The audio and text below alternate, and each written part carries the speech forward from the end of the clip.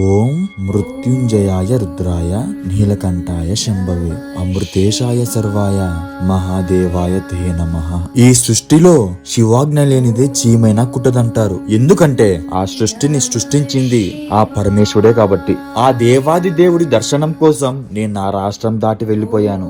మనం ఒక శివాలయానికి వెళ్లి దర్శనం చేసుకుంటే మన మనసు ఎంతో సంతోషాన్ని ఇస్తుంది. అలాంటిది ఇక్కడ సిద్ధగురు శ్రీ రమణానంద మహర్షి వారు స్థాపించిన రమణేశ్వరంలో 2000 శివలింగాలు 1200 శ్రీచక్రాలు ఉన్నాయి. ఈ ప్రపంచంలో ఎక్కడ లేని 3 అడుగుల బంగారు శివలింగం మన రమణేశ్వరంలో ఉంది. మన కోరికలను సమస్యలను తీర్చే మొక్కులింగం, 9 అడుగుల పంచలోహ శ్రీచక్రం, జలలింగాలు, నరదృష్టి నివారణ కోసం దుష్ట ప్రయోగ వినాశక లింగం.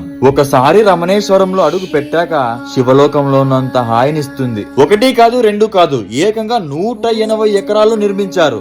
ఓం నమ శివాయ.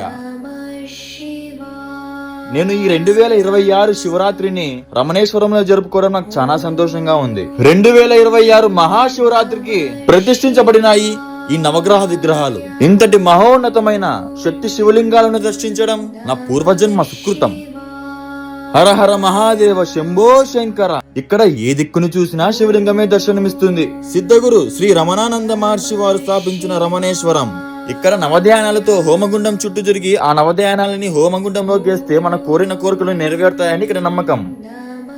ప్రపంచంలో ఎక్కడా లేని 3 అడుగుల బంగారు శివలింగానికి నేను అభిషేకం చేయడం జరిగింది. ఇలా దేవాది దేవుడికి సేవలు చేసే అవకాశాన్ని నాకు ప్రసాదించినందుకు నాకు చాలా సంతోషంగా ఉంది. ఈ సృష్టికర్త అయిన బంగారు స్వామికి పాలాభిషేకం చేయడం నా ఎన్నో జన్మల అదృష్టంగా భావిస్తున్నాను.